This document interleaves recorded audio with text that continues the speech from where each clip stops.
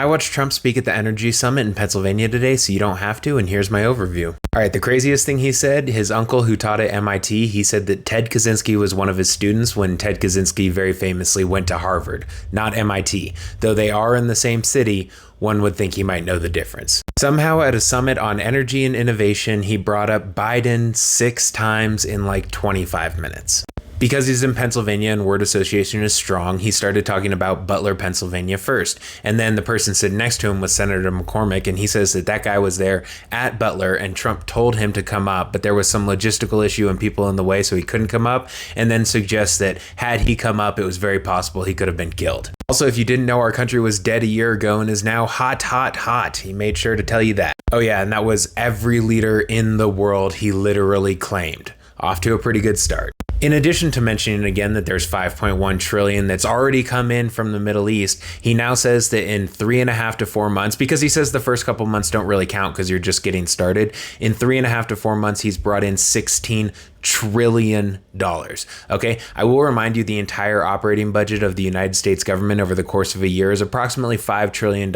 So we shouldn't have to pay any taxes for the next 3 years because he's already got them covered in the first 3.5 to 4 months. He said Lee Zeldin, who leads the EPA, is doing environmental protection by getting the permits to do these massive factories and electric centers in 1 week. He said, we're going to do it safe, but we're going to do it fast. I don't know how you do environmental regulations and studies in 1 week, but apparently that's going to be perfectly safe and totally fast. He said, do I have the right to overrule my cabinet? And then he said, I probably do, but I won't have to because he knows they're all sycophants. While talking about MIT and Ted Kaczynski, he also said that his uncle was the longest serving professor in the history of MIT.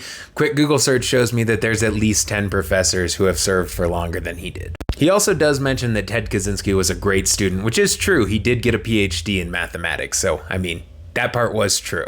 He says it would be easier for these large factories that are being built to, instead of connecting up to the electrical grid, it would be easier for them to build their own electrical generation facilities next to them. So he's allowing these companies the privilege of being able to not only have to build their factories, but then they get to build an electrical generation facility next to it. And if they generate more electricity than they use for that facility, then they can sell it back to the grid.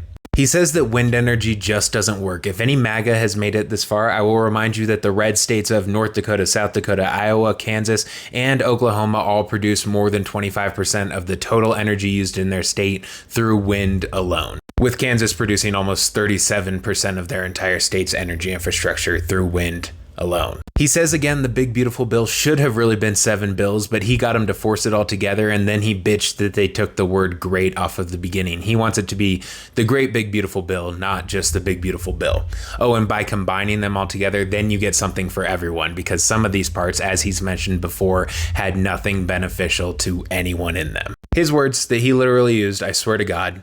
Remember the 2 Republican congressmen who didn't vote for the bill? Well, he says one of them's Rand Paul and he just doesn't vote for anything. And then he says the other one he won't name, but so much for favors. Because again, his entire presidency is transactional. Speaking of tariffs, because we're at an energy summit, so it makes sense that he wants to talk about tariffs, he said we don't need to negotiate with these countries because he's very happy with the letters he sent out. And why don't they just pay us 35%? That was a line from him. Why don't they just pay us the 35%? He also then right after that takes credit for chips manufacturing being brought back into our country. I will remind you the Chips and Science Act was a major piece of legislation that was passed by, you guessed it, Joe Biden.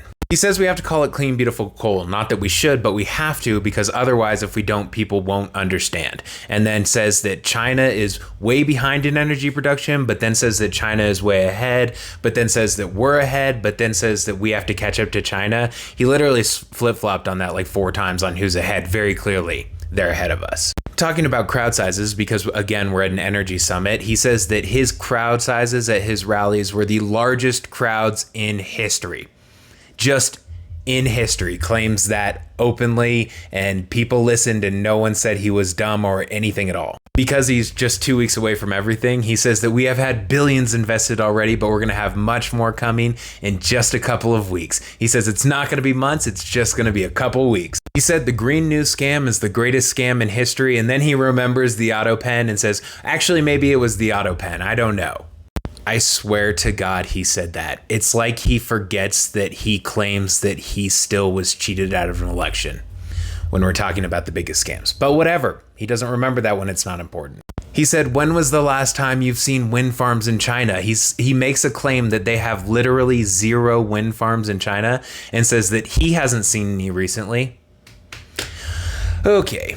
Even though he allowed Nippon Steel to come in and just buy out US Steel with a slight agreement that they would leave their headquarters here, he makes a claim that Nippon Steel is not going to build a $1 billion factory and then put it on a boat and send it over to Japan.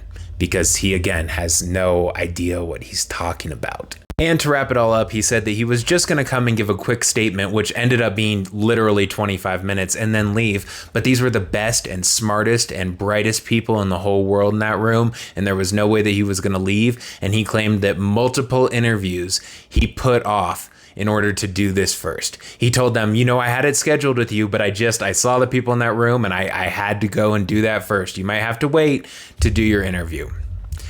Embarrassing, dude. Whether you loved every second of that or hated the entire thing, if you're not following me, why not just do that for the effort that I put into these things? I watch too much of him, and you being here and commenting and all of that shit really helps me continue to be able to do that.